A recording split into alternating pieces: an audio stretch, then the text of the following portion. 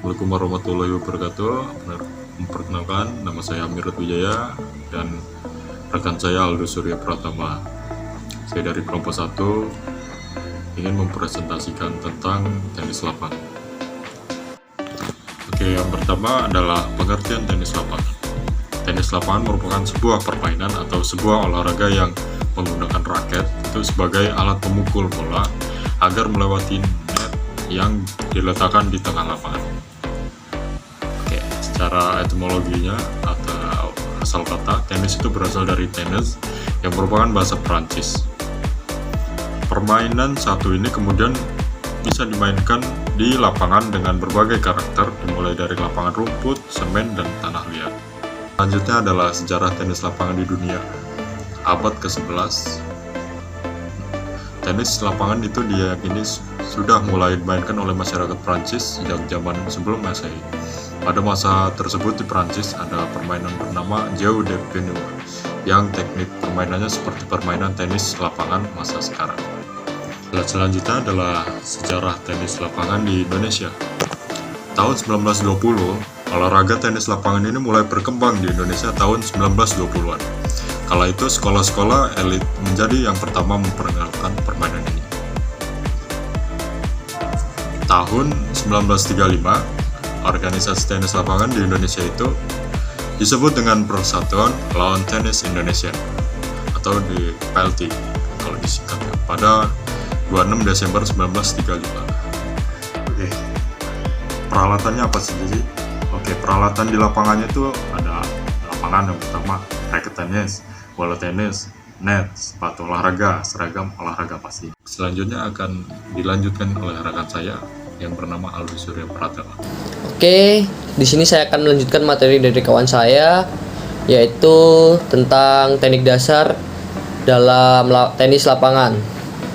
Oke, teknik dasar itu dibagi menjadi 3, yaitu yang pertama memegang raket, yang kedua itu teknik pukulan, dan yang ketiga itu sikap badan. Yang pertama ini memegang raket itu dibagi menjadi 2. Yang pertama itu adalah easter grip, yang kedua itu adalah twister grip.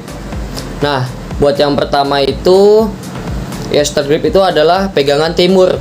Nah, cara memegangnya itu adalah tepatkanlah telapak tangan di bagian bawah pergelangan raket sehingga ujung telunjuk berada di atas gagang. Buat sudut sekitar 45 derajat antara garis tangan dan garis raket. Jari-jari akan membentuk huruf V dengan garis sentral gagang raket. Nah, teknik ini itu cocok untuk pukulan servis, pukulan volley, dan pukulan forehand, terutama jika Anda suka bermain di net. Nah, yang kedua itu ada twister grip, yaitu pegangan barat. Nah, cara megangnya itu adalah ditempatkannya telapak tangan di bawah gagang raket, tapi pindahkan tangan sedikit ke arah kanan atau kiri untuk bagian yang tangan kiri. Kemudian sudut antara garis tangan dan garis raket menjadi lebih besar, sekitar 90 derajat atau lebih. Nah, jari-jari akan membentuk huruf V yang lebih besar dengan garis sentral gagang raket. Nah, untuk teknik pegangan ini sendiri itu cocok untuk pukulan top ship forehand dan pukulan top ship backhand. Oke, berikutnya kita masuk ke teknik pukulan. Oke, untuk teknik pukulan itu sendiri ada 3 macam. Yang pertama itu ada forehand dan backhand, yang kedua itu pukulan servis, yang ketiga itu ada pukulan volley. Nah, berikutnya kita masuk ke sikap badan. Nah, untuk sikap badan sendiri itu tubuh setidaknya condong sedikit ke depan untuk mempersiapkan gerak ke depan. Nah, saat melakukan pukulan, bergerak ke depan dengan langkah kaki ke depan dan lakukan pukulan pada posisi badan yang condong ke depan. Selanjutnya kita masuk ke materi berikutnya, yaitu tentang peraturan tenis lapangan. Nah, untuk peraturan yang lama itu berikut merupakan peraturan tenis lapangan di era 1870-an. Nah, buat peraturan yang pertama itu menggunakan raket. Nah, maksudnya apa? Nah, raket pada masa itu umumnya lebih kecil dan ringan dibandingkan dengan raket modern zaman sekarang. Ya, bahan dari raket tersebut biasanya terbuat dari kayu. Nah, berikutnya itu hanya dimainkan oleh kalangan bangsawan. Buat lapangannya itu sendiri di indoor. Tidak terdapat set pemain seperti kayak pemain tunggal atau pemain ganda. Nah, berikutnya ada bola yang lebih berat. Maksudnya itu pada waktu itu bola itu lebih berat dan tidak berpori seperti bola tenis zaman sekarang. Umumnya mereka terbuat dari karet yang dilapisi dengan kulit atau kain. Nah, yang terakhir itu ada peraturan poin dan game. Nah, sistem poin dan game mungkin sudah hampir mirip dengan sistem sekarang yang kita kenal, tetapi detailnya bisa berbeda.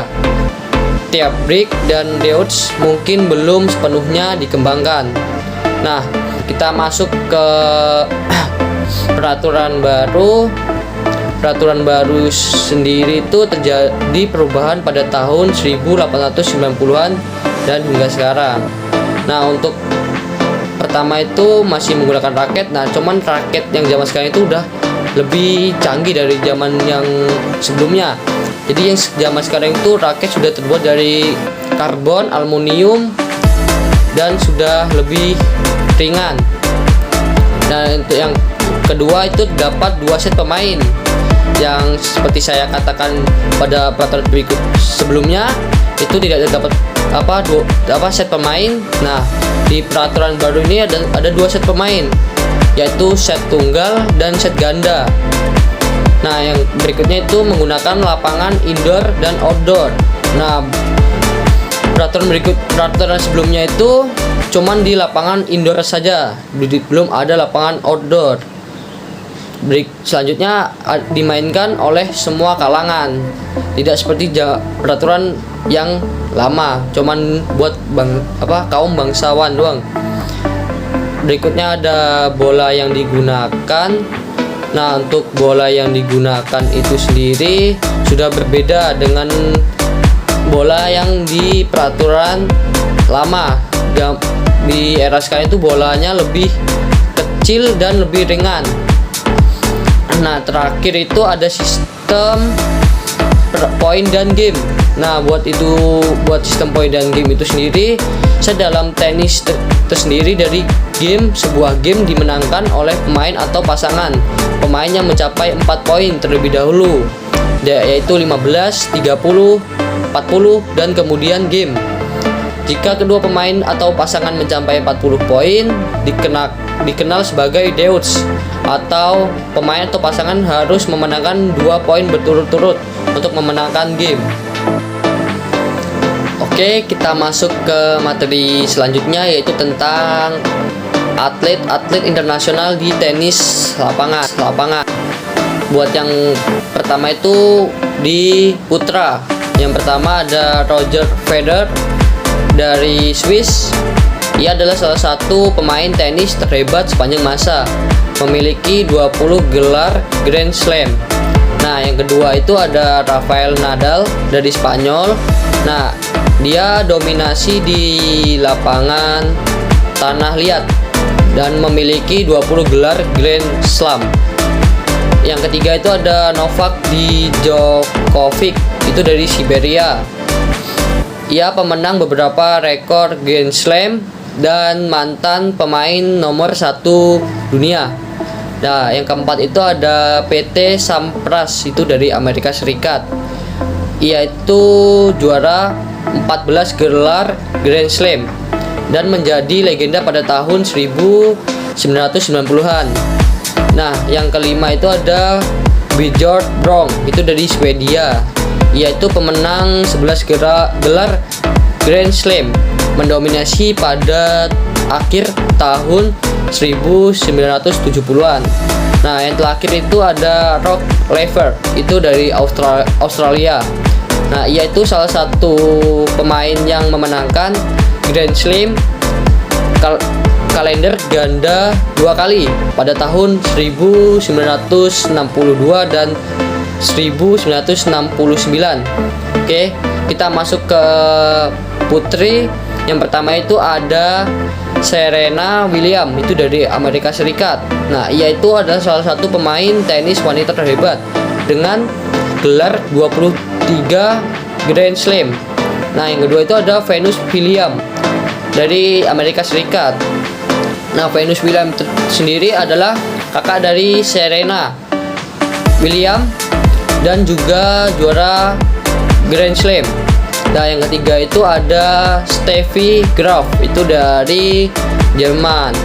Nah, ia itu memenangkan 22 gelar Grand Slam termasuk Golden Slam dan pada tahun 1988. Nah, yang keempat itu ada Martina Navratilova, itu dari Ceko atau Amerika. Nah, ia dominasi di era 1980-an dengan 18 gelar Grand Slam tunggal dan 31 gelar ganda.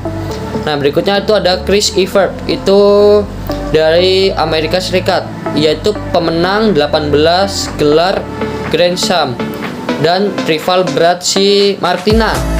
Nah, yang terakhir itu ada Margaret Court, itu dari Australia. Ia itu memegang rekor 24 gelar Grand Slam pada era amatir dan era profesional. Oke, baik, itu saja materi yang dapat saya sampaikan.